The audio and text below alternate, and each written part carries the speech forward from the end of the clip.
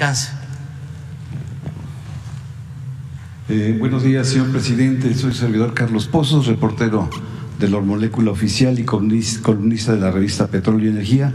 Pues antes de iniciar mis preguntas, como todos los años, el equipo de Ormolécula tiene un pequeño presente para usted. Me gustaría entregárselo a Jesús. Muchas gracias. Se trata de un libro para colorear que tenemos con una alianza con Hablomanía.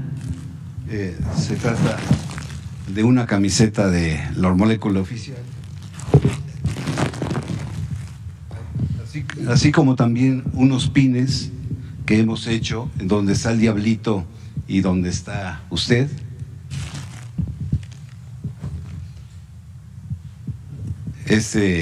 Esos pines también están en mi portal. Y finalmente es una agenda para los que todavía utilizamos agenda, en donde dice Feliz AMLO Nuevo. Eso es un pequeño presente de nuestro canal. Se lo dejo con Jesús. Muchas gracias, muchas gracias.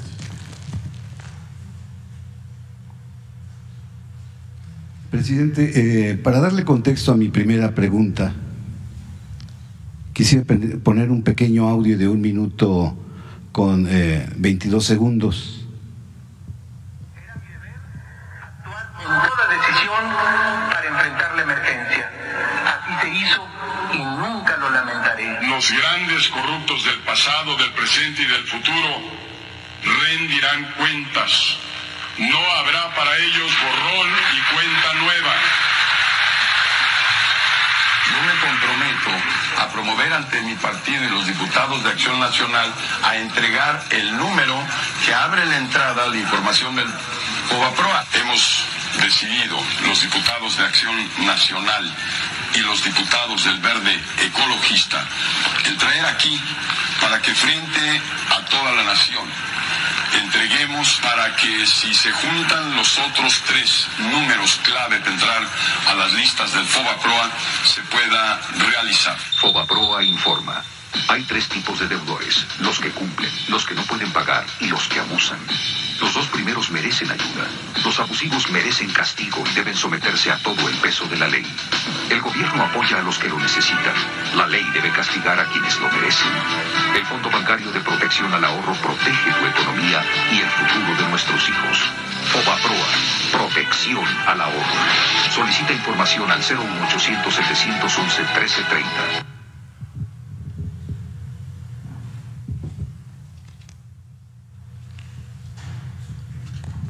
Presidente, el autor de este libro pues me dio la idea para preguntar. Este libro se presentó en el Centro Cultural San Ángel hace 25 años.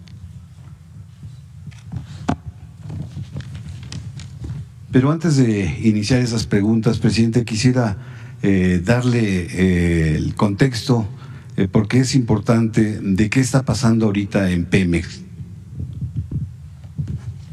Médicos del Frente Nacional residentes estuvieron apenas ayer pues exigiendo que su aguinaldo sea cubierto conforme a la ley, porque pues solamente les dieron 2,500 pesos. Por otra parte, en Pemex al día de hoy siguen sin pagar a las cadenas productivas a través de Nacional Financiera, y pues se están yendo los pagos a más de 90 días.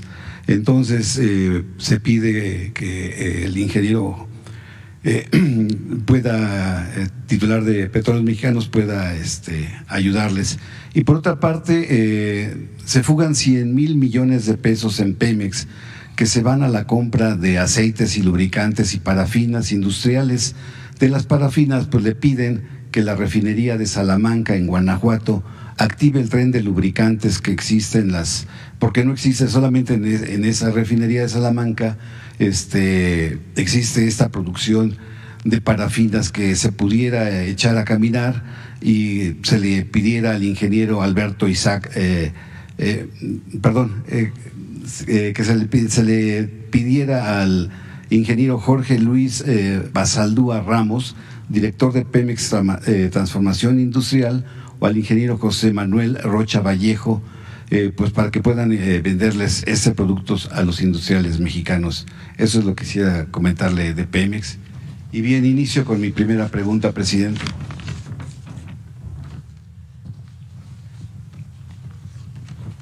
Carlos Salinas de Gortari delineó un proyecto para crear un nuevo corporativismo económico financiero y en 1990 nace el Fobaproa. Y luego, el 12 de diciembre, pero de 1998, Ernesto Zedillo pues, nos obliga a todos los mexicanos a pagar hasta este año 24 años de deuda que no es de nosotros, y para sanear las malas prácticas pues, de los gobiernos y sexenios priistas. Una deuda, presidente, de 100,000 millones de dólares o 1,000,000 de millones de pesos. Esto lo tiene que pagar el pueblo de México hasta el año 2070. Cada mexicano, nacido o no nacido, debe de pagar 6,490 pesos por el Fobaproa. Felipe Calderón, presidente del PAN en 1998, instruyó a sus diputados a consolidar el saqueo y el PAN, la mayoría del PAN y del PRI aprobaron la creación del IPAP, y en el Congreso Diego Fernández de Ceballos y Fauci Handam pusieron freno para que las comisiones investigaran la lista y nombres de beneficiarios del Fobaproa.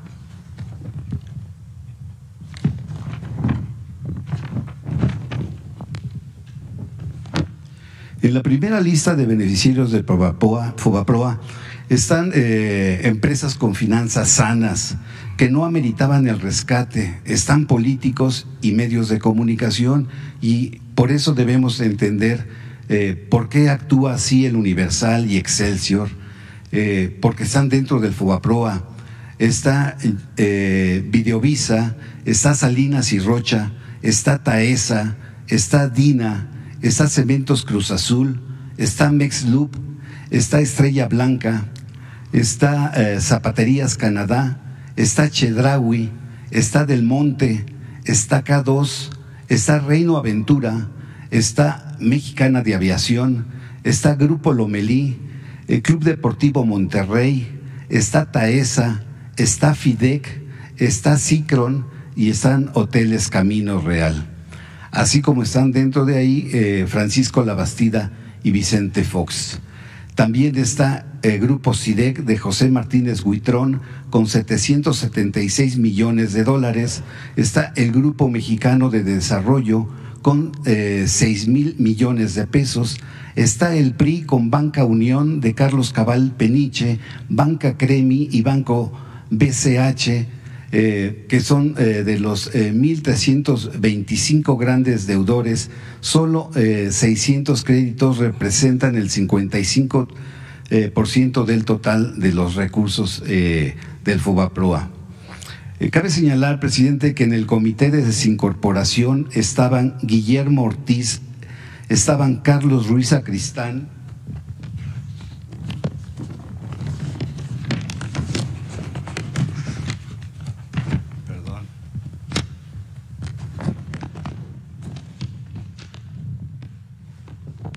estaba Miguel Mancera Aguayo, estaba Jacques Ragosinsky y estaba Guillermo Prieto. Presidente, en Japón, en Indonesia y en Estados Unidos se aplicaron programas similares de rescate financiero, pero se castigó con cárcel a los defraudadores. En la página 10 del libro del Fobaproa, cito, dice: la renovación de la República demanda un cambio democrático auténtico que permita dar una nueva viabilidad a la nación. La democracia no nos traerá por sí mismo el cuerno de la abundancia, pero con ella vendrá una nueva legalidad, una nueva convivencia y un nuevo México liberado de la corrupción y de la impunidad. Presidente, usted ha estado en contra desde el principio del Fobaproa y está a favor de la transparencia, que es la regla de oro de la democracia.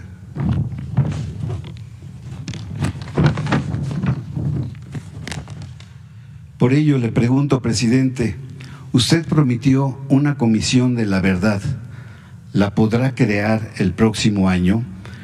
Y pues han pasado ya 24 años para fincar responsabilidades y castigos a los responsables y hasta el momento no hay uno solo.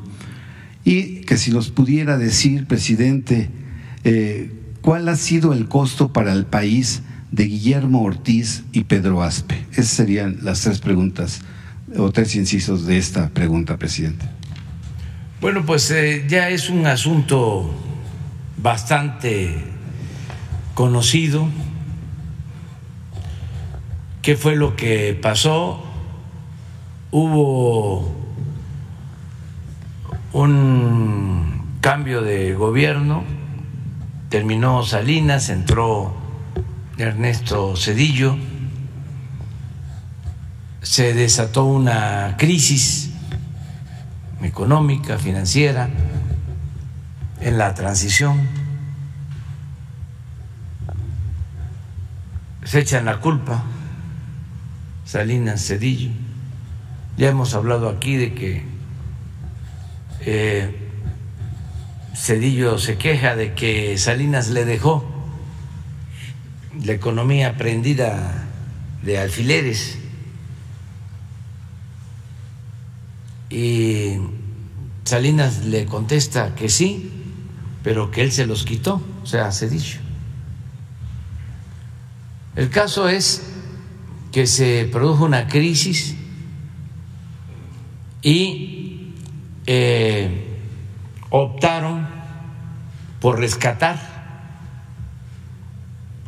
a los bancos y a las grandes empresas.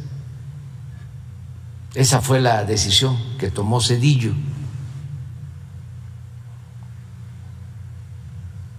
Convirtió las deudas privadas en deuda pública. Las deudas de los bancos que supuestamente estaban quebrados, con carteras vencidas porque la gente no podía pagar, y empresas que tampoco podían pagar. Entonces, toda esa deuda pasó a formar parte de la deuda pública. Desde luego, con la justificación de que al rescatar a los de arriba se iba a rescatar a los de abajo. La misma concepción neoliberal o neoporfirista, o esa gran mentira de que si llueve fuerte arriba, gotea abajo, como si la riqueza fuese permeable o contagiosa. Algo que nosotros cambiamos por completo porque enfrentamos una crisis a partir de la pandemia y fueron también a pedirnos dinero, que nos endeudáramos para rescatar a los de arriba. Y dijimos no nos endeudamos, y lo que hicimos fue, con recursos que se obtuvieron de ahorros por no permitir la corrupción, por hacer un gobierno austero, los dedicamos a apoyar a los de abajo. En vez de darle a los de arriba, les dimos a los de abajo hacia arriba. Y esa fórmula nos funcionó porque no se endeudó al país y porque esto impidió una crisis de consumo. A pesar de la situación tan difícil, la gente tuvo ingresos para lo básico. No tuvimos crisis de hambre, porque abajo siempre procuramos que llegara el recurso. El FOBAPROA fue exactamente lo opuesto, porque quebraron los bancos, pero no los banqueros. Bancos quebrados y banqueros ricos. Fue un atraco.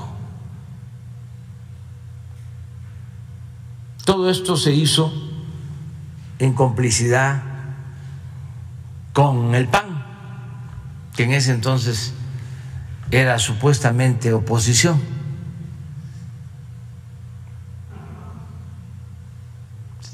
Ya hemos visto aquí cómo tuvimos un debate sobre el tema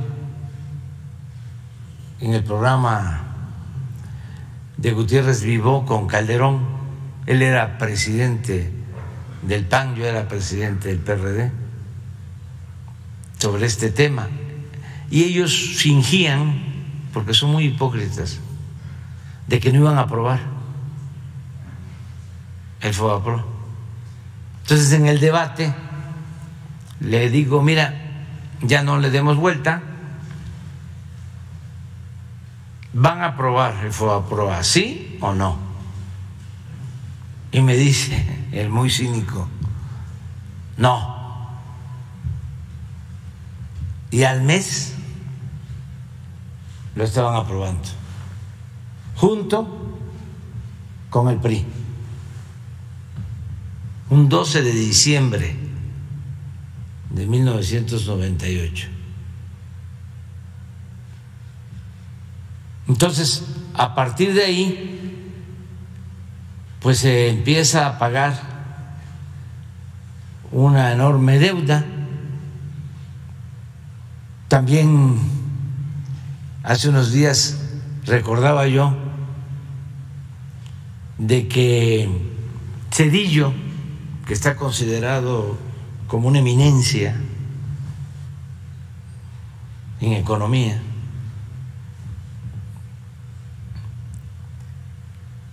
calculó y lo dio a conocer en su informe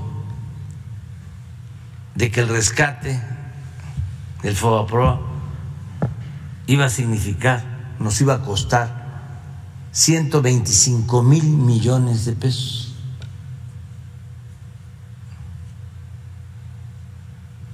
Y nos ha costado 3 billones. O sea, se equivocó por muy poquito. Casi le atina. Pero sigue siendo un gran economista.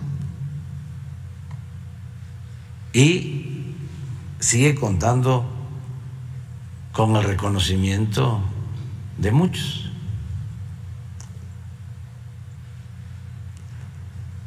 Entonces, eso es lo que sucedió.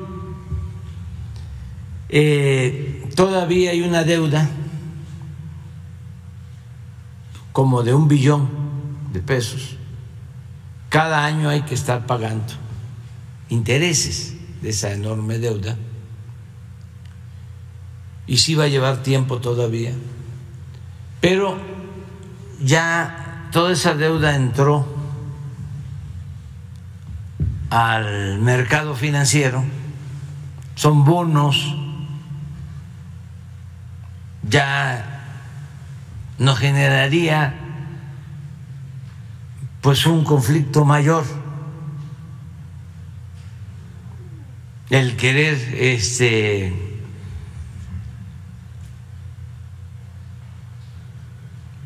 no reconocerla como deuda.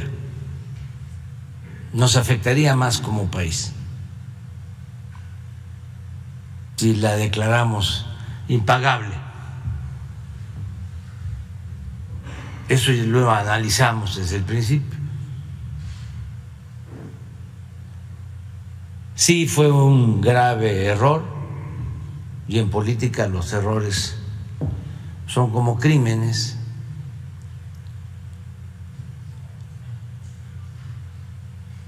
pero también nos dejó la enseñanza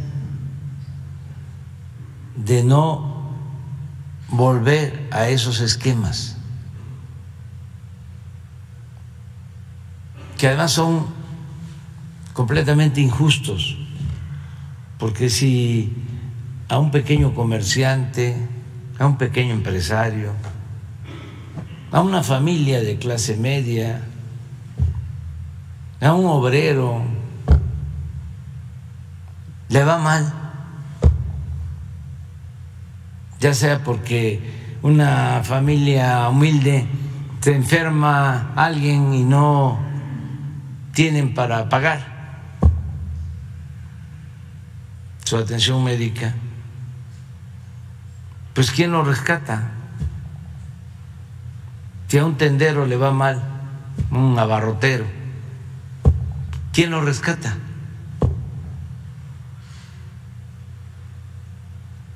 ¿Por qué rescatar, no?, a los de arriba? Luego se rescataron los bancos y una vez que se limpiaron, se vendieron a extranjeros y no quedó ningún banco, uno creo, todos pasaron a manos de extranjeros. Entonces es la no repetición lo mejor, que nunca más vuelvan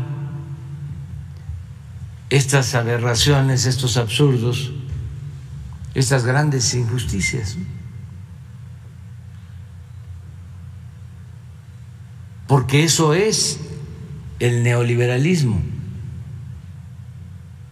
Eso es lo que nosotros llamamos neoporfirismo. ¿Saben quién hizo eso en su momento? Porfirio Díaz, con los ferrocarriles, porque en sus 34 años se comunicó el país con ferrocarriles, más de 20,000 kilómetros de líneas férreas, se comunicó todo el país, y de repente las empresas extranjeras ferrocarrileras, que ya habían recibido además subvenciones, porque si construía 1 kilómetro de vías de ferrocarril, el gobierno federal les entregaba una cantidad por kilómetro. Se quedan con las concesiones y luego se declaran en quiebra,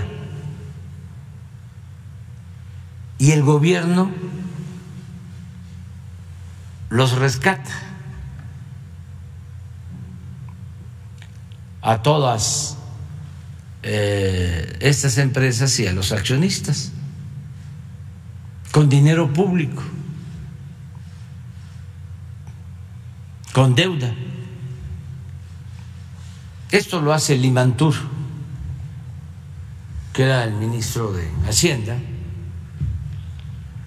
y participa el hermano de Limantur, que se entera de que el gobierno va a rescatar a las empresas ferrocarrileras extranjeras, y como los bonos de estas empresas no valían y él tenía información privilegiada, empieza a comprar bonos a bajo precio, y una vez que se rescatan las acciones, pues hace un jugoso negocio. Esto está escrito. O sea, el modelo del FOBAPROA que aplican en la época de Zedillo ya se había aplicado en el rescate a los ferrocarriles en la época de Porfirio Díaz. Fíjense cómo nos tenían de sometidos y colonizados, que se creó a partir de ese rescate ferrocarriles nacionales a todas las compañías rescatadas, todas las compañías extranjeras, se les integró y se creó ferrocarriles nacionales. Pero todos los empleados de la nueva empresa, que todavía funcionaba antes de que terminara el porfiriato, antes de la revolución, todos eran extranjeros. Los que vendían los boletos, los maquinistas, todos. Y ya se llamaba Ferrocarriles Nacionales de México. Es hasta que llega el presidente Madero que se mexicaniza, así le llamaron, a los ferrocarriles nacionales, porque empiezan a trabajar mexicanos en lo que ya era nuestro, porque ni siquiera le tenían fe confianza a los mexicanos. Existía desde entonces la idea de que los extranjeros eran mejores,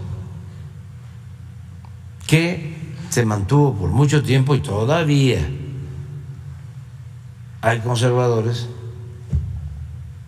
que piensan que los de otros países son mejores que nosotros. Entonces, eso es el FOBAPROA. Lo mejor es, pues, no repetir. Y sí, yo escribí ese libro hace 25 años y se llama FOBAPROA Expediente Abierto. Y recorrí todo el país en aquel entonces. Me acuerdo que los que eran beneficiados, los rescatados, nos perseguían. Llegábamos a un estado y movían a trabajadores que no sabían a qué iban, pero cargaban unas mantas en contra de nosotros. Una vez fuimos a Hermosillo y teníamos contratado un salón de un hotel, y resultó que los dueños del hotel estaban ahí, eran de los rescatados, y que nos cancelan la reservación del salón. Y así, pues, muchas cosas. Hicimos una consulta en ese entonces, preguntándole a la gente, y desde luego la gente dijo que no, pero pues no sirvió de nada. La única posibilidad era de que en el Congreso nos uniéramos entonces a la oposición, pero los del PAN se sumaron. Incluso después Fox apoyó.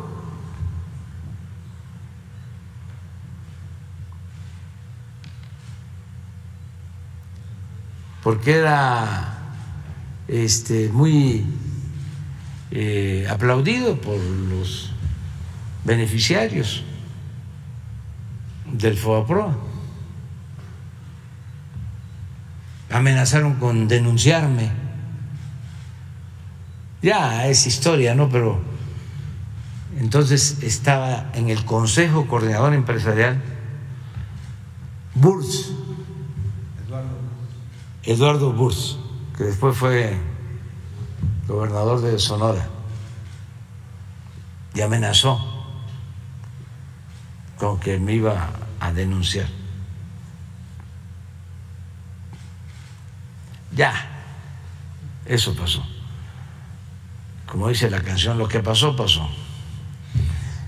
Pero sí ayuda, nada más para que no se vuelva a repetir.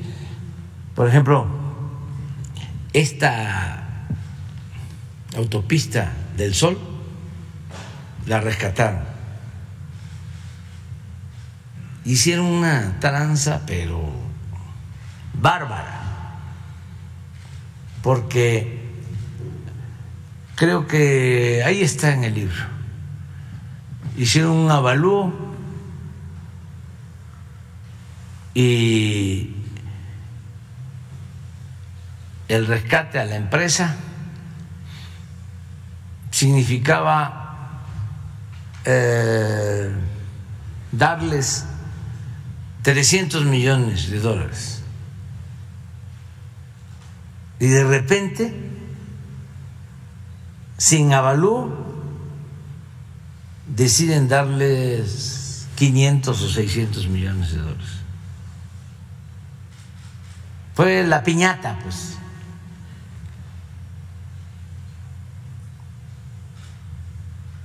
En los bancos, todas las colecciones de los grandes pintores de México que tenían los bancos pasaron a formar parte de los nuevos dueños. Los Siqueiros, los Riveras, las colecciones.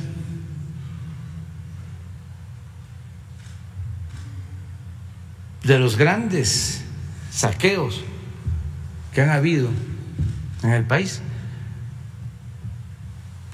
Desde luego todo esto acompañado con las privatizaciones que se detuvieron hasta hace poco, hasta que llegamos, porque entregaron parte del territorio nacional para la explotación del petróleo, bloques en tierra y en mar que fueron concesionados.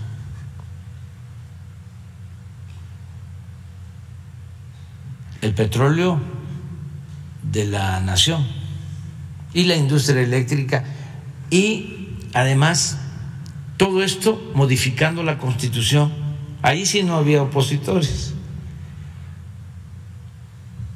Y no solo modificando la Constitución y dejando bien amarrado todo para que costara trabajo dar marcha atrás, sino creando instituciones para defender la política privatizadora.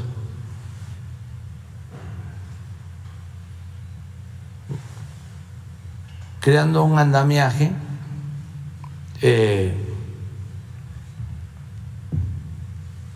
para contrarrestar las acciones del Ejecutivo, debilitar al Poder Ejecutivo.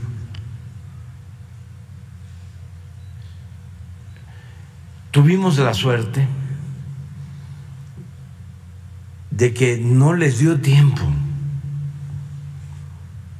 de consumar por completo el despojo, porque llegamos, o sea, sonó la campana, sonó el timbre, y es como los que están robando en un banco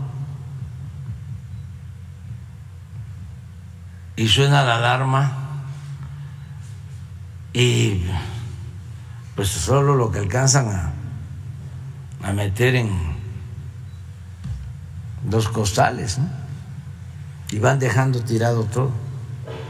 Pues dejaron bastante cosas. Y fíjese que con lo que nos dejaron, estamos levantando al país.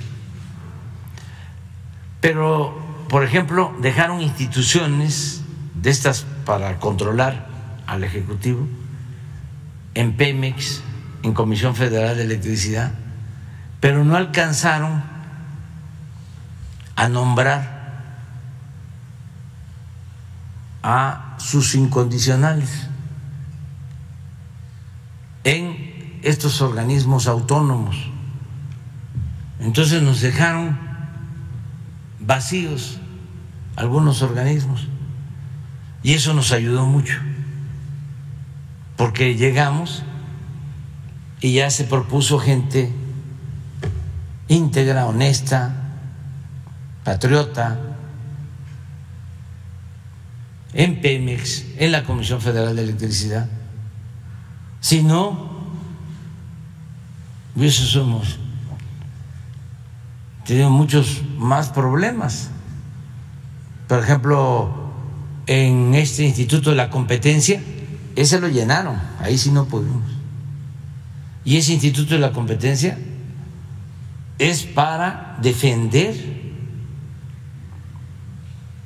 y mantener los privilegios de las empresas particulares, sobre todo extranjeras, en contra de las empresas públicas, en contra de Pemex, en contra de la Comisión Federal de Electricidad. Pero ahí sí, el Instituto de Comunicaciones también lo llenaron. Ahí sí no se puede avanzar. Si el gobierno quiere dar el servicio de telefonía, no puede.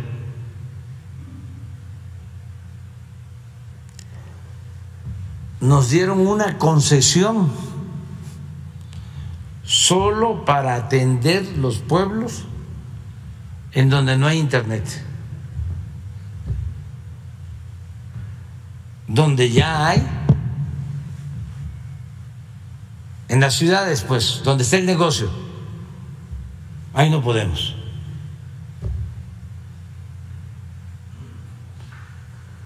Si quisiéramos tener un sistema de comunicación interno para todo el gobierno, también tendríamos que pedir permiso y es probable que nos nieguen el permiso. ¿Y son realmente autónomos? No, los dominan los que supuestamente iban a ser combatidos, los dueños de los monopolios, que les llaman actores preponderantes, porque hasta cambiaron la terminología, usaron el eufemismo de preponderante en vez de monopolio. Ya ven cómo se habla físico ahora, ¿no? Pero bueno, eso es todo lo que sucedió. Estamos revirtiendo lo que se puede, también de manera legal, sin expropiaciones, pero sí cuesta.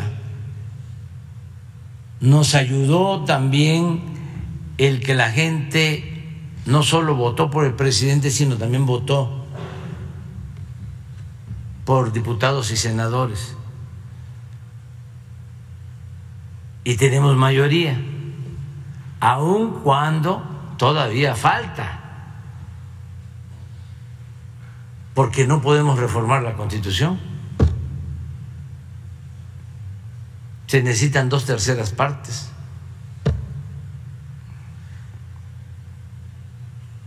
No basta con tener la mayoría simple,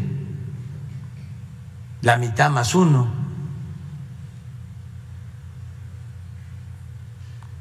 Se requieren 2/3 partes de los votos. Por eso no se pudo llevar a cabo la reforma electoral, la reforma a la Constitución en materia electoral, porque se opusieron los del bloque conservador, engañando a muchísima gente de que queríamos nosotros manejar el padrón electoral, que nosotros íbamos a nombrar a los consejeros del INE, que ya no iba a haber democracia, cuando la propuesta iba en el sentido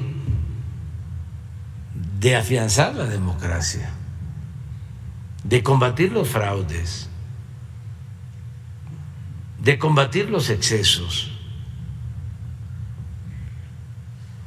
de reducir de 25,000 millones de pesos a 10,000 millones al año los gastos del INE, a que ya no se tengan 500 diputados, sino 300, y que todos sean electos de manera directa, que los consejeros del INE no los nombren los partidos, sino que sean electos por el pueblo, por los ciudadanos.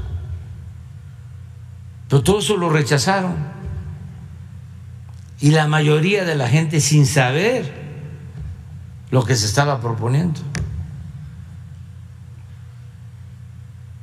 porque los manipulan mucho, no a todos afortunadamente, y ya muchos también se están dando cuenta. Por eso yo parezco disco rayado, repito y repito y repito,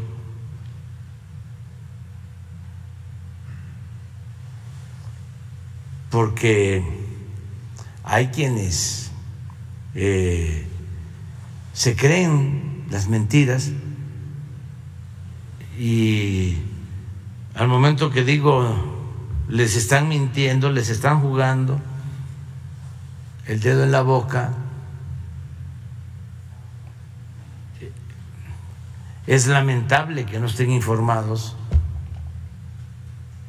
que les manipulen. Pues algunos sí reaccionan, otros se cierran más, pero hay algunos que sí, y sobre todo hay que pensar en los jóvenes. Y la labor de un dirigente pues es concientizar,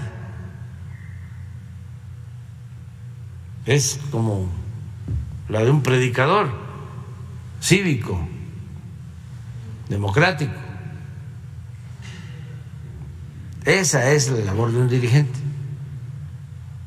Un escritor, un intelectual, pues no se debe de repetir, o no debe de usar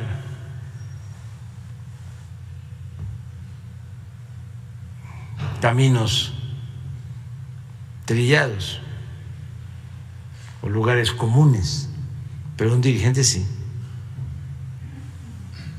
Hay que estar constantemente hablando, y eso les molesta a muchos, porque también durante mucho tiempo los hicieron sentirse muy informados, superiores, y entonces les molesta que no sea así, que se esté dando a conocer otra realidad. Bueno, pero eso es básicamente lo del FOBAPROA, que no se repita y que se rescate al pueblo. Bien, presidente. Antes de mi segunda pregunta, presidente, con todo respeto, quisiéramos algunos colegas de aquí de la fuente presidencial solicitarle la fotografía del año. Al terminar la conferencia pudiéramos, bueno, el que quiera. Hay algunos compañeros que sí quieren tomarse la fotografía y quisiéramos ver si es posible, así como se ha hecho en Nayarit. Para el viernes. Para el viernes. Okay. Sí, porque todavía vamos a estar. Pero no estamos todos. ¿Por qué? Porque nos sortean, entonces yo nada más tengo 2 días a la semana. Pues ahora terminando, los que quieran nos tomamos la foto, con mucho gusto. Bien, gracias. ¿Mande? ¿O vengo el viernes? O vienes el viernes, sí. Bueno, ok. Mi segunda pregunta. Jefe del Estado mexicano, hace 2 años, el pasado 1 de julio del 2020, le pregunté si era fácil gobernar. Usted me respondió que sí, que se encontraba optimista y que aunque había obstáculos, los integrantes de la 4T son especialistas en saltar obstáculos. No lo digo yo, lo dicen las cifras, que los equilibrios macroeconómicos están firmes. Somos una de las principales economías del mundo que ha recuperado la confianza con la gobernanza y la gobernabilidad. Presidente, usted rompió con el modelo agotado del neoliberalismo de las últimas 8 décadas e instala el modelo humanismo mexicano.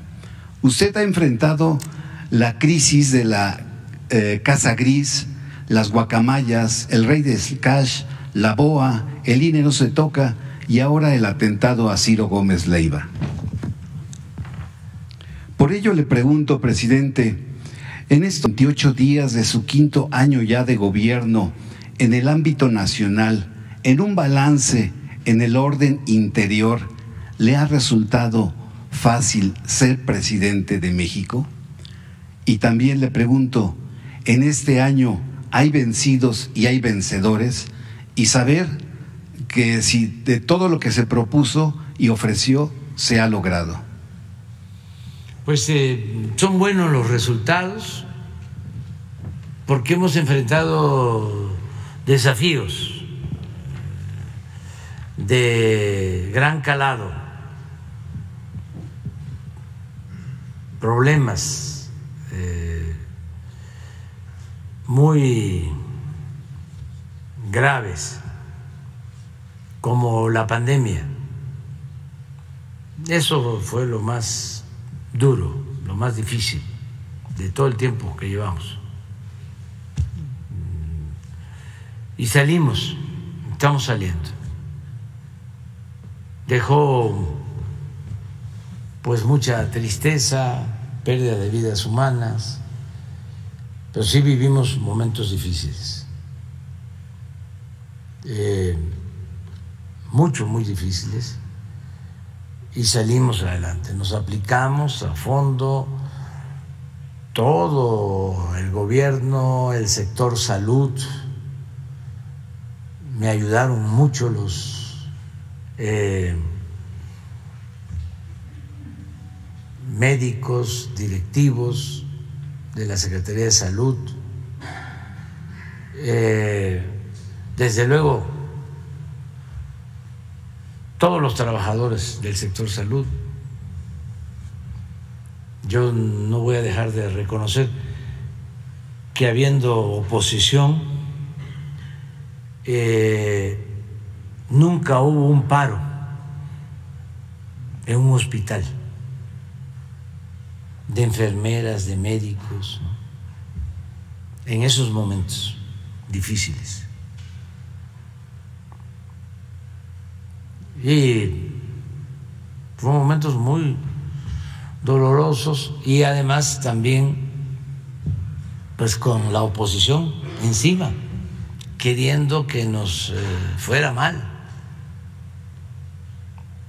Y teníamos que estar pendientes de todo. Creo que fue un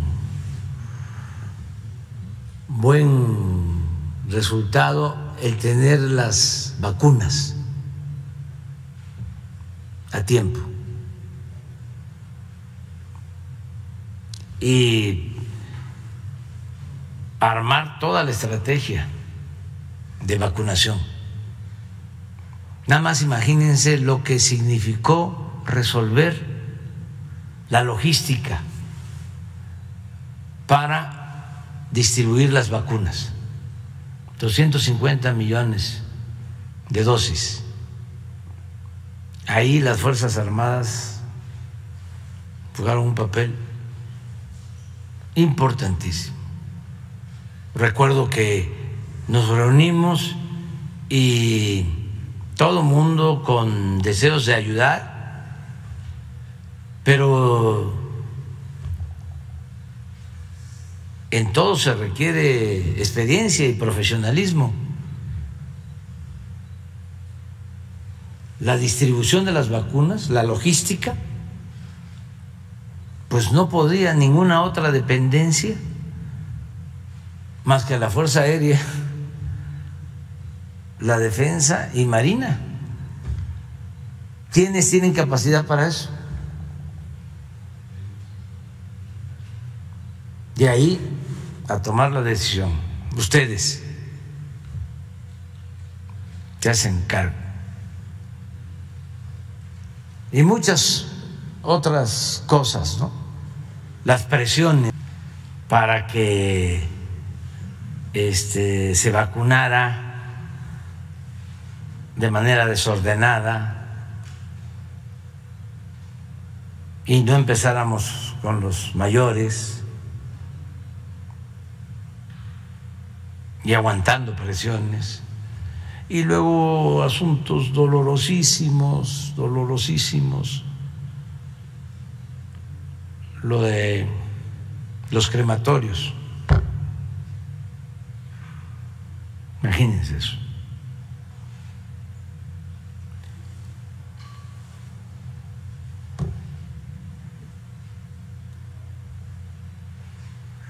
Le hablé a un servidor público de mi absoluta confianza y le dije: tú te vas a hacer cargo de esto. Pero antes de que sucediera lo que desgraciadamente pasó.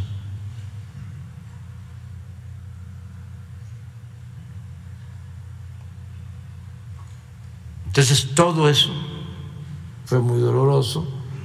Aquí, en el departamento, cerca, hay un hospital. Nada más el sonido de las ambulancias. Ustedes lo vivieron en toda la ciudad.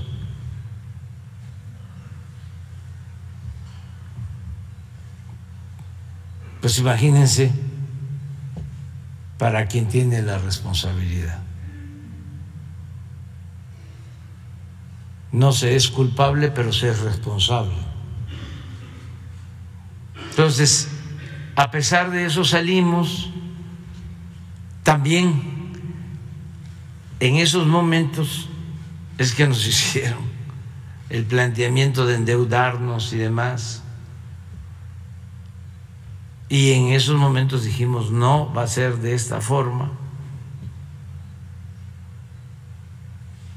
Y pienso que vamos saliendo, vamos bien. En efecto, no sé si puedas poner lo que sacó una revista inglesa que no es simpatizante de nosotros, sobre el manejo económico. Estamos en 6º lugar en el mundo en desempeño económico. Así terminó el año. Entonces, vamos bien hacia adelante. El 23 tiene que ser mejor, mucho mejor, porque ya traemos impulso.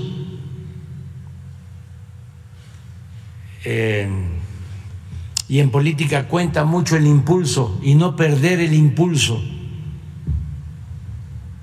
Entonces, vamos a seguir creciendo. ¿Y dará tiempo para que México en 20 meses se convierta en potencia económica?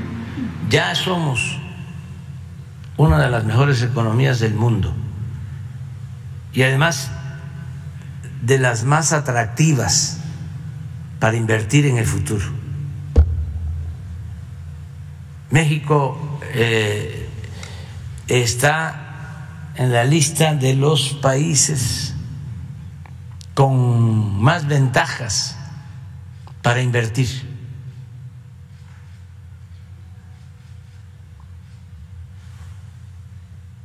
Así estamos. Es como el 6º lugar.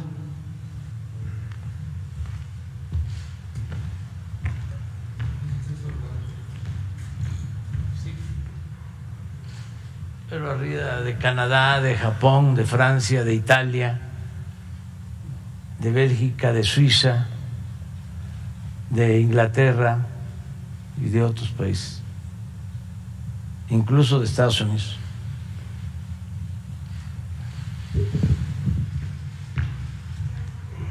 No nos vayan a sacar otro dato. No, pero ¿qué tal que el New York Times saque otro? O el Reforma, eso sin duda, o el Economista. No, esto no sale. Pero vamos bien. Miren, hablábamos de la transición, de lo que tenemos que cuidar, porque siempre los fines de sexenio son difíciles, históricamente. Ya vamos a una etapa difícil, porque además vienen las elecciones. Si hay ahora ataques, imagínense,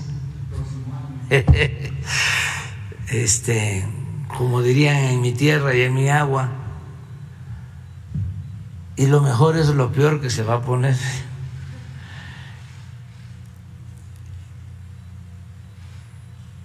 Pero tenemos de ventaja el que ya hay un impulso, está creciendo la economía, tenemos finanzas sanas, los programas de bienestar ya están funcionando muy bien, van a mejorar mucho en el 23, y esto tiene que ver con la gente, con la economía popular, con el que no le falten recursos al pueblo, tiene que ver con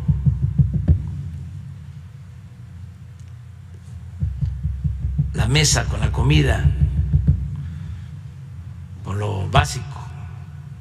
Eso está garantizado. De todas maneras, hay que estar pendientes. En lo político, pues que se van a radicalizar los conservadores. Se van a lanzar más fuerte, pero hay que tener paciencia, prudencia y presencia. Son las 3 P: paciencia, prudencia y presencia. ¿Y qué da la presencia? Pues el estar informando.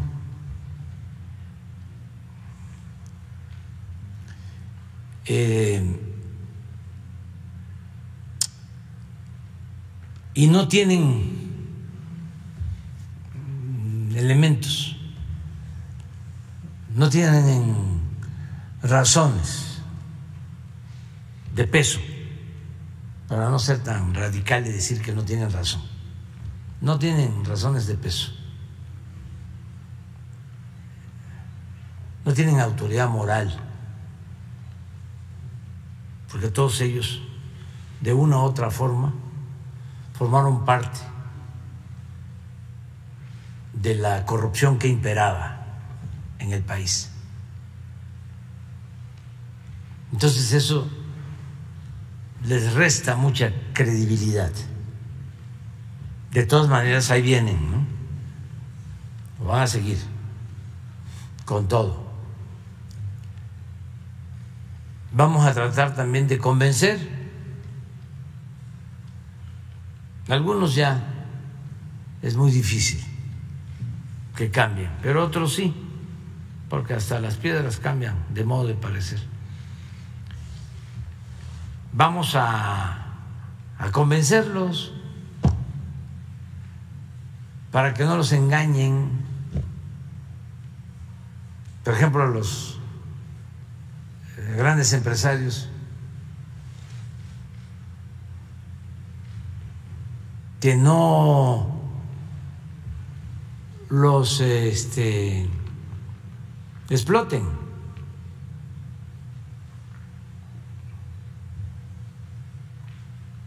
porque no tiene futuro el conservadurismo en México. Como decía el presidente Juárez, el triunfo de la reacción es moralmente imposible.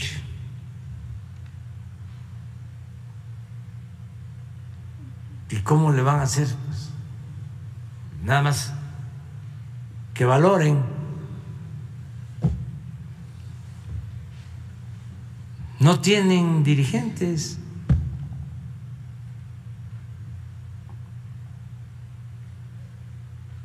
No tienen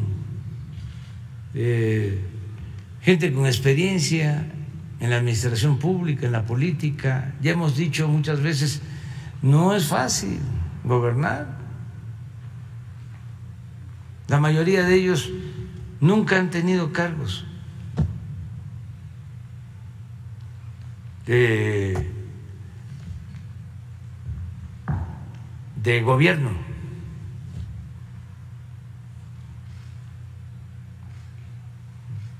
Han sido pues legisladores, pero es distinto. Algunos ni siquiera de mayoría, sino de lista. Y no tienen experiencia. Y no es para presumir, pero del lado del movimiento de transformación son unos profesionales.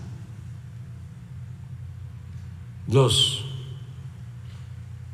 que pueden ser electos para darle continuidad a la transformación, la continuidad con cambio. Pues han gobernado, son gentes preparadas, tienen experiencia. Entonces, en la parte política, y además la gente está contenta con la transformación. No hay malestar. Las mentadas o los insultos pues son de los fifís o aspirantes a fifís. Pero la gente es muy respetuosa, puede que no esté de acuerdo en algunas cosas con nosotros, pero sí nos apoya en otras cosas y sobre todo son respetuosos. Hoy estaba yo viendo de estos marietos que pues tienen todo su derecho, ¿no?, de expresarse, de manifestarse. Pero le decía uno a otro, ¿cómo le hago para mentarle? ¿No? O sea, para recordar que me recordaran a Manuelita, mi amor, mi amor, mi amor. Dice, ¿cómo le hago? Dice, sin que me cancelen mi cuenta de Twitter. Y le contesta muy ingeniosamente el otro, ¿no? Grosero, majadero, que no tienen remedio, pues, porque ¿qué se le hace ya en esos casos? Le dice, no, hombre, ya lo hiciste sutilmente y no pasó nada. Pues sí, ¿pero qué ganan con eso? Nada, absolutamente. En general,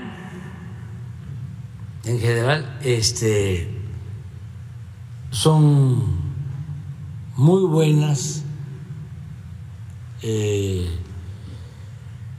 las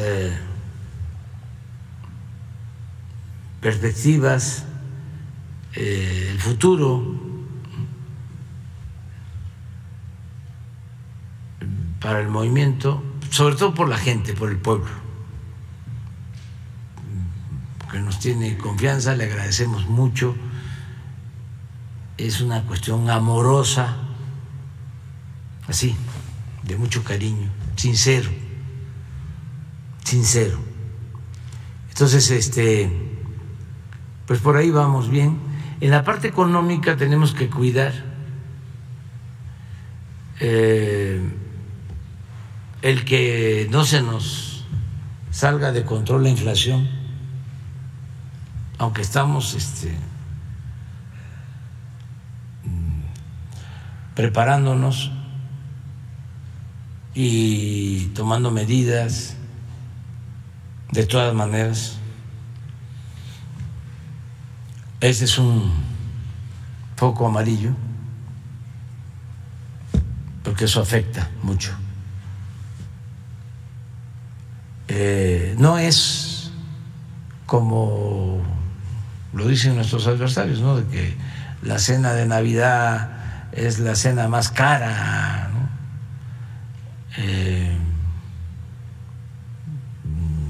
del siglo o de hace muchos años. No. Se puede probar, pero ya para qué contestarle al Reforma. Habría que ver nada más los precios del pollo y del pavo,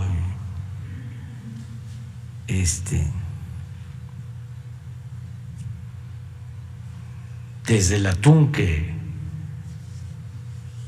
es lo más barato, hasta el bacalao y el romerito y todo.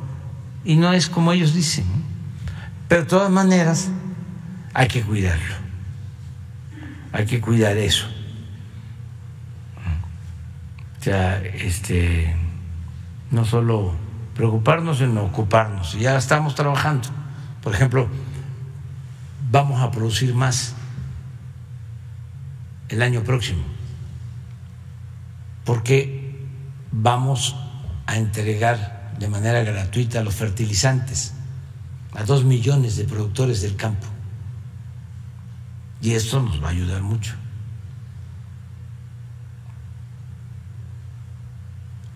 Hablábamos de la transición Salinas Zedillo. Yo ya no estoy pensando solo en cómo terminar, que estoy seguro que vamos a terminar muy bien, sino cómo dejarle al próximo gobierno holgura, o sea, no así como le dejó Salinas a Zedillo la economía prendida de alfileres. Bueno, pues les adelanto que ya hicimos una reestructuración de deuda para que en el 2025 el gobierno que llegue pague la mitad de intereses de deuda de lo que nosotros pagamos cuando entramos al gobierno. Ya reestructuramos deuda para que el 25 no tengan presiones de pago de intereses de deuda. Un día de estos le voy a pedir al secretario de Hacienda que se los explique, porque ya no es solo el año que viene y el 24, no, que el 25 no tengan presiones financieras. Estamos actuando de manera muy responsable en ese sentido, que en vez de resolver nosotros, porque la verdad ya financieramente lo tenemos resuelto, todo el sexenio. Entonces, pero ya estamos pensando hacia adelante y ya me acaba de enviar una nota el secretario de Hacienda informándome de esta reestructuración. ¿Dijo todo el sexenio? ¿Todo está resuelto financieramente? Sí, hasta el 24. Pero ya lo que estamos buscando es que el 25 el próximo gobierno no tenga la presión que nosotros tuvimos al inicio del gobierno. Se va a reducir el pago de servicio de deuda a la mitad. La externa. Pero se los vamos a explicar. O sea, le voy a pedir al secretario de Hacienda que se los explique, porque es importante eso. Entonces, vamos bien. Lo mejor, desde luego, para todos es que tengamos salud, porque ya sabemos, con la pandemia nos dimos más cuenta, internalizamos más de cómo somos vulnerables, ¿no? Entonces, lo más importante pues es la vida, y eso depende de la naturaleza y de la ciencia y del creador, porque aquí podemos estar hablando de que nos va a ir muy bien y no tenemos la vida comprada.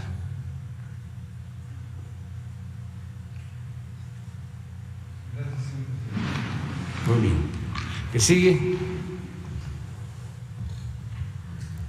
Buenos días, presidente. Daniela Pastrana, de Pie de Página. Le tengo dos preguntas y una petición.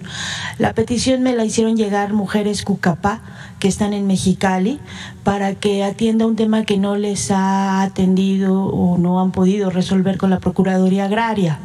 Usted sabe que las mujeres Cucapá han peleado muchos años por el derecho a la pesca, que es un tema pues que más o menos han tenido resuelto porque es de lo que viven, pero ahora tienen un tema con el territorio por un asunto estructural que hace años, desde cómo se repartió, que es un tema de varios pueblos, de distintos pueblos, que se dieron derechos a campesinos y no a pueblos indígenas, ¿no?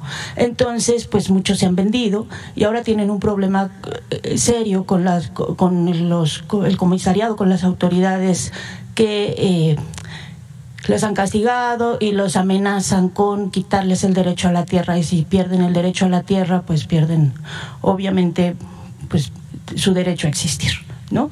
Entonces ellas me hicieron llegar la petición de que por favor atienda o que revise qué está pasando, porque no han sido recibidas por el procurador agrario y tienen mucho miedo de perder su territorio o de perder la tierra que tienen, ¿no? Los derechos que tienen.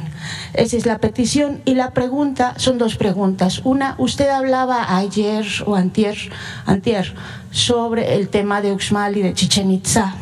Nosotros hicimos un recorrido este año por los lugares donde estará el Tren Maya, porque pues ese es nuestro trabajo, ir a ver cómo está haciéndose las cosas. Y lo que vimos en Xcaret es que hay un centro, sitio arqueológico, que es el de Polé, de la ciudad maya de Polé, dentro de Xcaret, que tiene también un convenio desde 1994 para el cuidado, o sea que es un convenio con el INAH para el cuidado que fue renovado en 2018. El asunto, la diferencia con Chichén Itzá y con Uxmal, pues es que para entrar a Xcaret hay que pagar mucho dinero, o sea, para que la gente pueda entrar a ver ese sitio arqueológico, pues tiene que pagar, por lo menos gastarse 1.500, 2.000 pesos, ¿no? Entonces, la pregunta es si ustedes tienen registro de cuántos sitios arqueológicos están en esta situación, que dependen de privados o que están en alguna situación en la que no puede haber acceso porque fueron concesionados o porque están en propiedad privada, ¿no? Y si es así, si hay algo que se esté haciendo específicamente para atender esto y que se pudiera entrar. En el caso de Xcaret es muy claro, no se puede entrar si no se tiene dinero, y pues es una ciudad maya que fue muy importante. Esa es una pregunta. Sí, vamos a hablarle a Luis Hernández para lo de la cuestión agraria. Sí, nos das los datos. Acerca de los sitios arqueológicos, hay muchos que están escriturados o forman parte de ejidos. En este caso es una empresa dedicada al turismo. Estamos rescatando lo más que podemos. Lo de Uxmal es porque hay un propietario de la zona arqueológica y desde luego podría iniciarse un juicio de expropiación por utilidad pública, pero no nos va a resolver el problema. Además, ya se ha hecho en otros casos y como hay mucha corrupción todavía en el Poder Judicial, terminan dándoles la razón a los propietarios. Así hay muchos casos, incluso en zonas de reserva ecológica, declaradas zonas de reserva o parques naturales, en donde hay amparos, se inician juicios y luego en la corte terminan dándole la razón, aunque sea una zona arqueológica, aunque se trate de Chichén Itzá, aunque les parezca increíble lo que les estoy diciendo. Legalmente, en esos juicios, antes fallaba el Poder Judicial, la Suprema Corte, para que se reconociera que eran propiedad privada estos sitios arqueológicos. Chichén Itzá, por ejemplo. Entonces, terminando el juicio hay que pagar, y ya no es pagar una cantidad de acuerdo a un avalúo, sino hay que pagar ya hasta los gastos del juicio, más intereses y otros recargos. Entonces, el caso de Uxmal, le agradezco al propietario que nos mandó a decir que si se le compraba mediante un avalúo hecho por el gobierno, por Hacienda, que ellos aceptaban. llegar a un acuerdo. Y se mandó a hacer el avalúo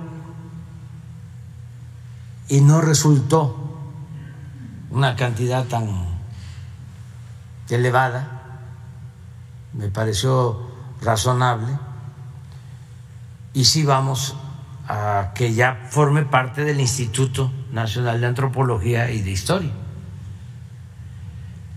Hay otras zonas en Quintana Roo que estamos también por adquirir, son ejidales, acabo de sobrevolar ahí, es un sitio, a ver si no está en Bacalar, a ver, ponga el video, es una zona importantísima, es un sitio arqueológico cerca de Bacalar, como a 40 kilómetros de Bacalar. Va a pasar el Tren Maya, no tan cerca, pero sí a 30 kilómetros, Ixcabal. Pero van a ver ahora. Entonces sí vale la pena también llevar a cabo la exploración y el rescate de la zona y abrirla al público. Entonces ahí es un acuerdo con los ejidatarios, también lo estamos llevando a cabo. Esto de Xcaret, pues han tenido mucha influencia política y por eso cobran mucho y demás. Ojalá y ellos mismos le abran al público, ¿no? Y cobren menos. Miren esto.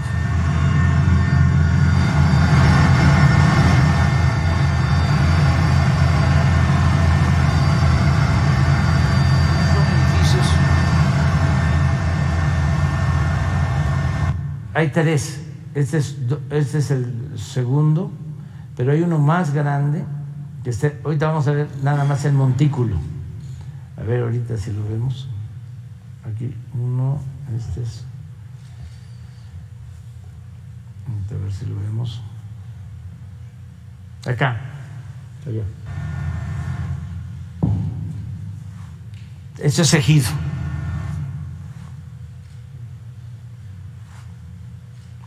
Pero es todo lo que se está haciendo de trabajo.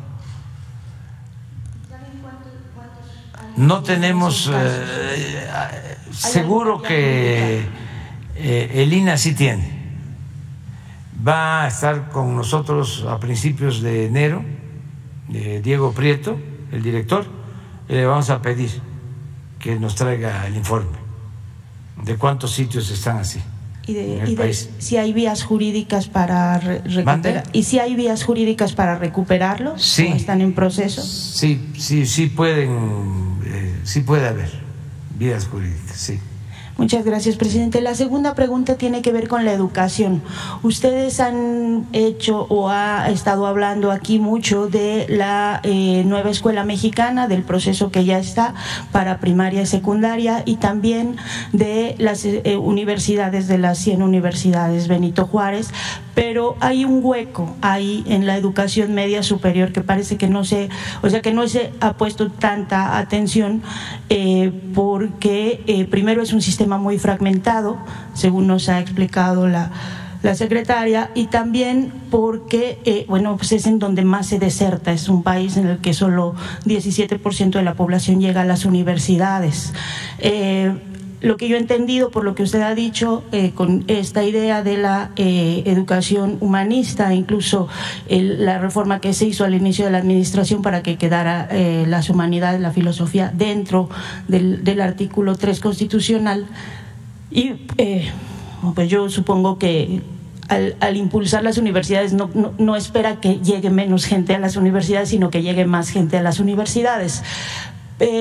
Pero hay un reclamo que han hecho sobre todo los del Observatorio Filosófico en México, pero también de otras instancias, por la desaparición de las disciplinas como tales, o sea, porque se llame filosofía, ética, literatura, historia a las materias en la educación media superior. Y lo que nos dicen es que esto de la transversalidad, si bien es muy aplicable en primaria y secundaria, en media superior nos deja sin herramientas para los exámenes profesionales, porque las universidades están divididas por asignaturas, o sea, por filosofía y ética, o sea, filosofía e historia. Entonces, la pregunta, presidente, es si no sería pertinente estudiar un poco más eso que ya se está haciendo, porque finalmente va a afectar a mucha población. Lo que dicen es que va a estar muy difícil, ¿no? Porque se está haciendo toda una transformación en la educación, que tiene que empezar en primaria, secundaria, pero que si en un sistema tan fragmentado y con tanta deserción, si se implementa así en la educación media superior, pues vamos a tener muchísimo más difícil el acceso a las universidades. Entonces, ahí la pregunta, porque es algo que ya está, la pregunta es si no es pertinente que se evalúe un poco más cómo se está llevando esa transición en educación media superior para pues discutirlo un poco más, ¿no? Sí. Porque es un hueco que tenemos en el sistema. Parece que es donde hay más problemas ahorita. Sí, estoy totalmente de acuerdo con tu apreciación. Estamos fortaleciendo la educación en general y la educación pública en particular, pero tuvimos que optar, ¿no? ¿Qué hacíamos? Porque son muchas las necesidades en todo, ¿no?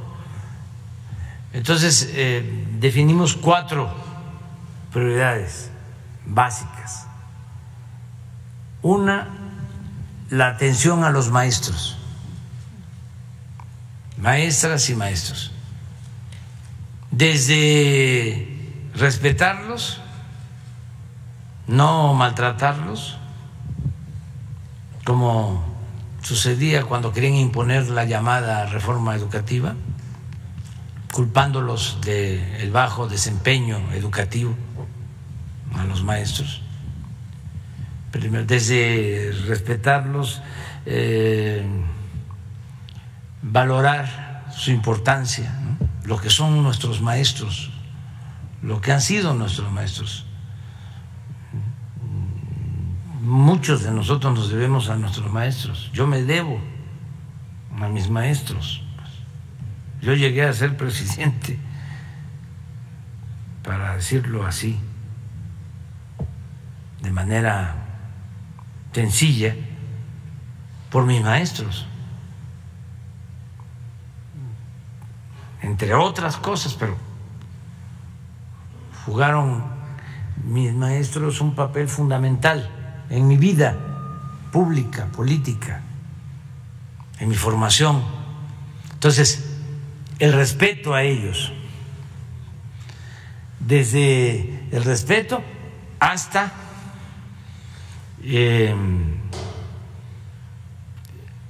mejores condiciones laborales. Y en eso estamos. Ya este año un aumento al salario del magisterio, y yo espero que podamos hacia adelante mejorar más. Entonces, eso es una prioridad. La segunda son los libros, que son también muy importantes, son formativos. Puede ser que alguien haya tomado conciencia a partir de la lectura de un libro. Así de importante son los libros.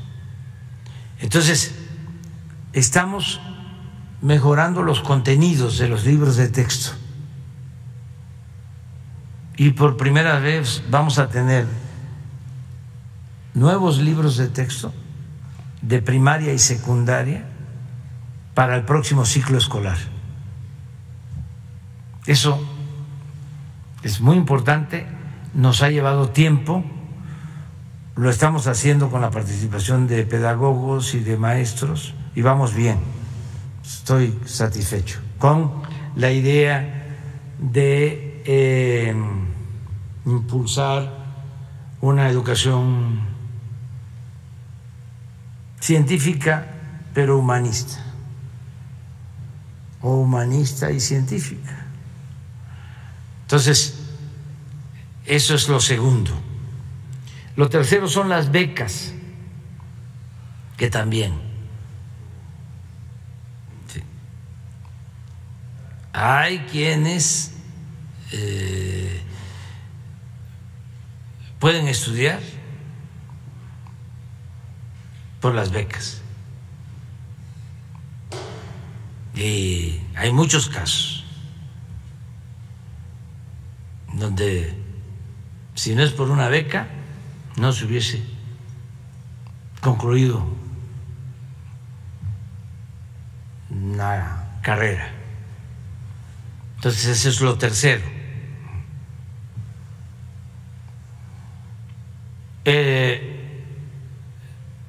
La prioridad 4 es el mejoramiento de las instalaciones educativas.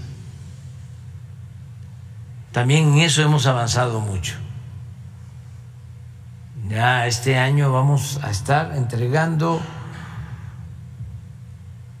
presupuesto directo a más de 120,000 escuelas para su mantenimiento, a sociedades de madres y de padres de familia. Pero estoy hablando de las prioridades. ¿Qué nos falta? Pues lo que tú planteas.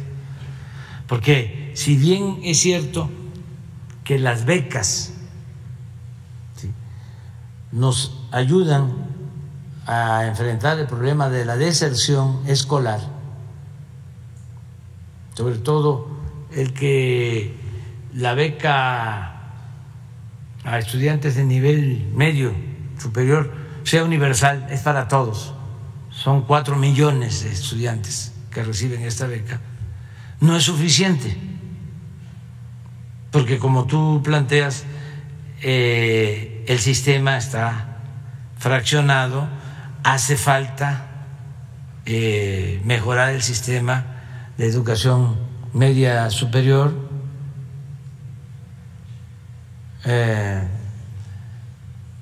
En lo técnico, en lo profesional,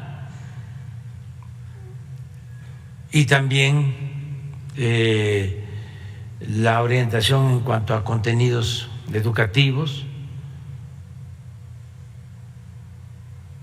Ahí tenemos ahora sí que una asignatura pendiente en eso. Y lo otro son las universidades públicas, porque hemos avanzado.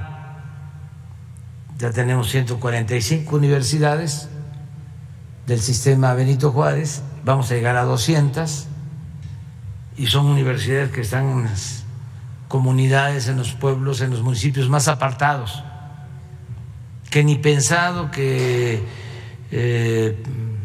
pudieran estudiar nivel superior de estudiantes de esos pueblos, como están estudiando ahora. Sí, en eso hemos avanzado, porque pues es gratuita y además están todos becados y es de calidad. La maestra Raquel Sosa es de primera. Acaba de fallecer un maestro español, Seara Vázquez, que lo recuerdo mucho porque fue internacionalista,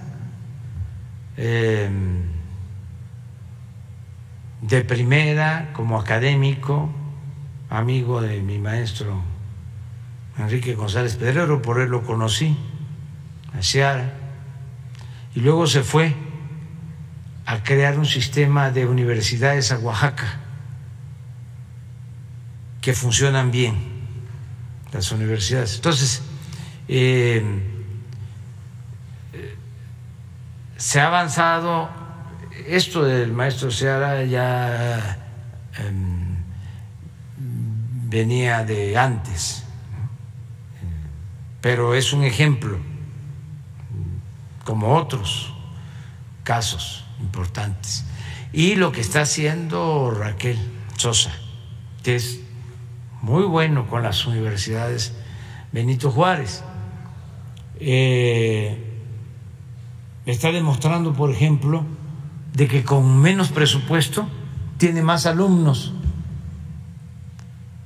que las universidades más grandes, públicas, que tienen mucho presupuesto, menos alumnos, porque ha habido corrupción en las universidades públicas. Han utilizado como escudo lo de la autonomía, y entonces les llega el presupuesto y empiezan a construir. Parecen ingenieros, arquitectos, empresas inmobiliarias, porque ahí está la corrupción, el moche. Entonces construyen y construyen y construyen, y en lo esencial, que es pagarle bien a los maestros, ¿sí?, que tengan cada vez más alumnos, eso no lo atienden. Ese es un pendiente que tenemos. Todavía hay cacicazgos en las universidades públicas, pero pues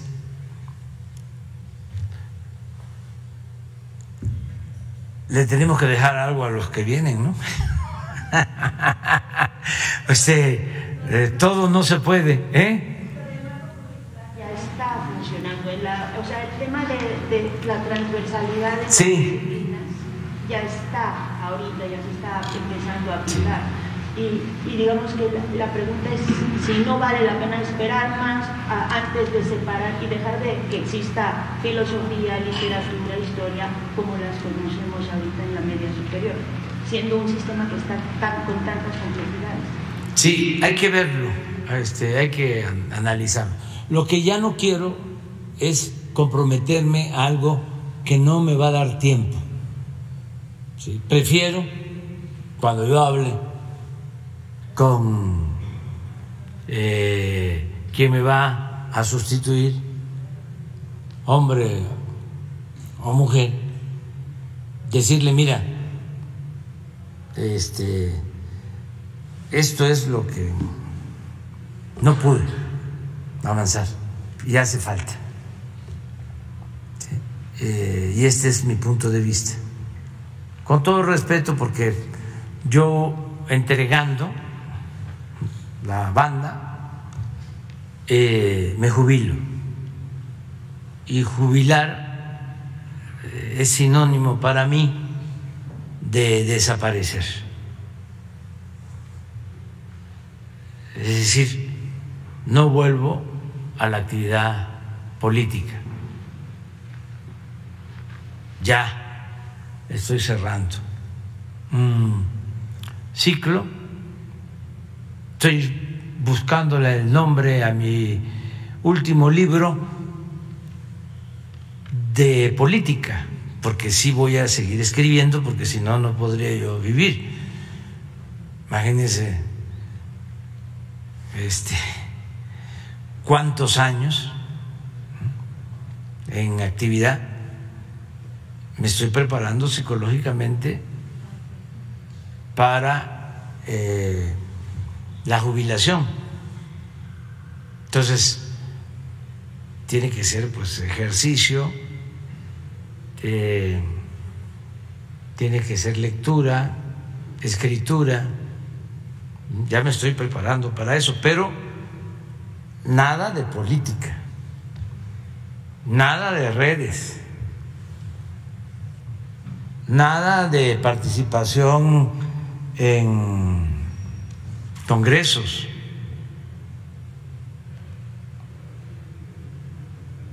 ni en mítines, ni hablar de política, ni con mis hijos.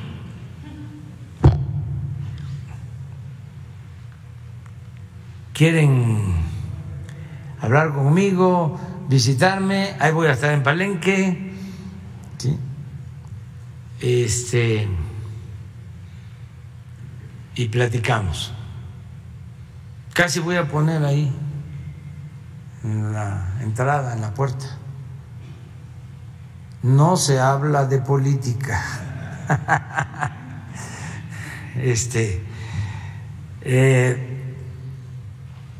Pero ya estoy preparando, o sea, no preparando, estoy pensando en cómo va a ser mi último libro de política.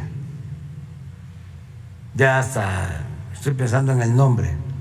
Va a ser como el final del viaje político, el final de la odisea, algo así. Entonces ahí voy a decir muchas cosas, o sea, que recomiendo hacia adelante, pues, pero yo ya no voy a ocuparme de eso. Pero por todo lo que tú estás planteando, porque es cierto, o sea, imagínense lo que es la educación pública, tantas aristas, y nosotros estamos pues con 4 o 5 prioridades que, claro, las consideramos fundamentales, porque una de las cosas que yo recomiendo a los que van a gobernar o ya gobiernan es de que se concentren en pocas cosas, pero mejores. Para decirlo coloquialmente, el que mucho abarca, poco aprieta. En la administración pública, en la política, hay que priorizar. Hay que decir, son 1000 demandas o problemas. ¿Cuáles son los fundamentales a enfrentar? Saber seleccionar. Por ejemplo, para nosotros fue un éxito, yo creo que el éxito mayor, el haber identificado que el problema de México, el principal problema de México, era la corrupción, y irnos sobre eso. Porque eso no solo fortalece en lo moral al gobierno, sino permite liberar muchos fondos al desarrollo que se iban por el caño de la corrupción. Eso fue clave, porque si hay corrupción, pues no alcanza el presupuesto. Si se lo roban,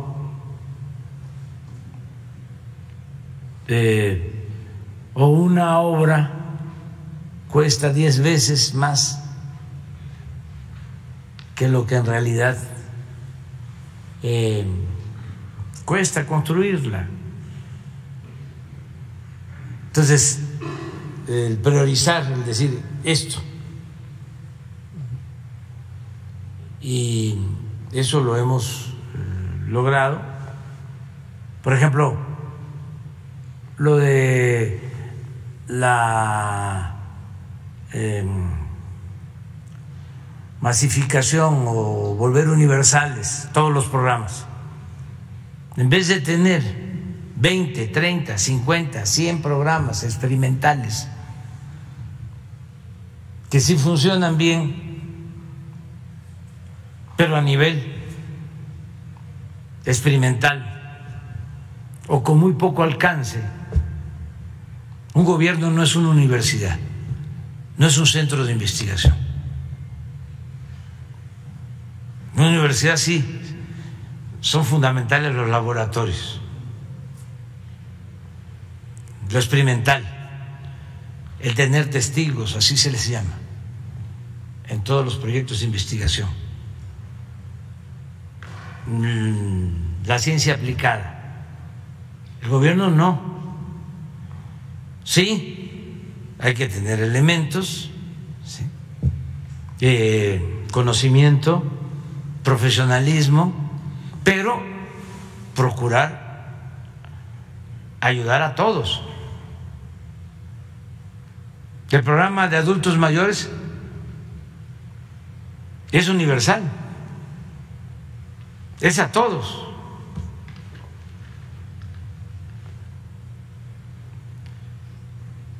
Y no tenemos ni siquiera instituto para el adulto mayor. No hay aparato burocrático. Porque en otros tiempos se pensaba en el adulto mayor, vamos a crear la oficina del adulto mayor y el director para el adulto mayor y los secretarios y los asesores y el edificio y los vehículos y los viáticos y todo el presupuesto para el adulto mayor quedaba en esa oficina. Y ahora no es así, ahora es una tarjeta y lo que se le entrega al adulto mayor es directo. Entonces es general. Entonces es priorizar, que es lo que hay que ir viendo, y en vez de tener 1000 acciones, se tienen 200, pero eficaces y con más beneficios. Pero sí tienes razón, la cuestión educativa hace falta muchas cosas todavía que se tienen que ir haciendo en lo que nos queda de tiempo y los que van a llegar, que van a hacer muchas cosas también, a lo mejor más, y se les van a facilitar más las cosas, porque ya les vamos a dejar desbrozado el camino. Ya no les va a tocar pelearse tanto con nuestros adversarios, porque ya nosotros aclaramos las cosas y van a quedar ya valores entendidos y eso va a ayudarles mucho. Pero nosotros necesitamos cortar de tajo con un régimen de corrupción, de injusticias, de privilegios muy arraigado. Entonces ahí no se puede que medias tintas y matices,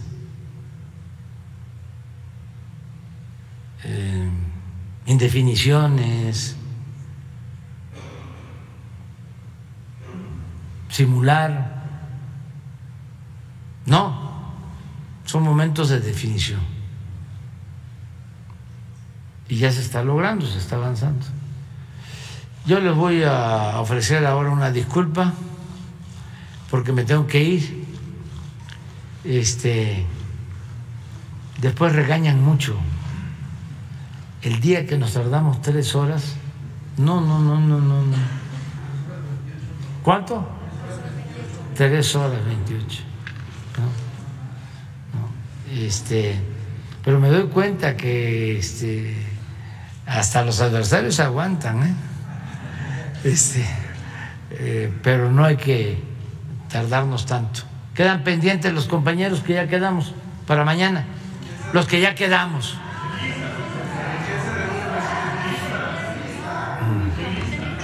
Voy a desayunar con Alfonso Romo,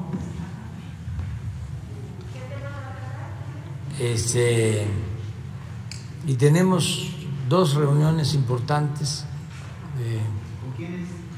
una del Banco del Bienestar y otra que tiene que ver con Internet para todos. Estamos trabajando para que no nos dejemos embargar por entero del espíritu navideño, porque tenemos que seguir adelante. Nos vemos. La foto el viernes, ¿no? Viernes.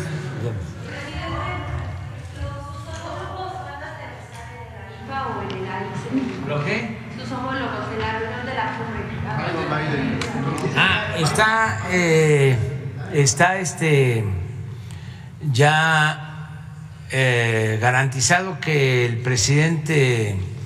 primer ministro Trudeau va a bajar su avión en el aeropuerto Felipe Ángeles. Y hoy nos dicen del presidente Biden, yo estoy haciéndole la recomendación y ojalá de la embajada tomen nota de que es muy seguro y muy buen aeropuerto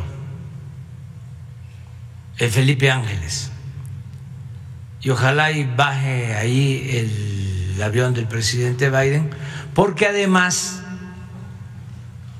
si no aterriza ahí el avión del presidente Biden, imagínense las 8 columnas del Reforma. Entonces, porque no es un asunto de logística, es un asunto político. Esto a lo mejor el presidente Biden no lo sabe, pero estoy aprovechando para decirle que por amistad y por diplomacia le pedimos que su avión aterrice en el aeropuerto General Felipe Ángeles. Porque imagínense nuestros adversarios, ¿no?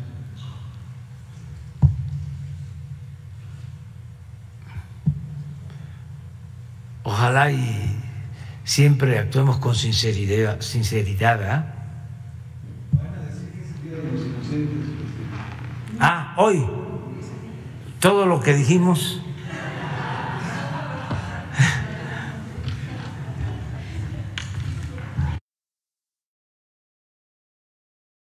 y la gente también ya está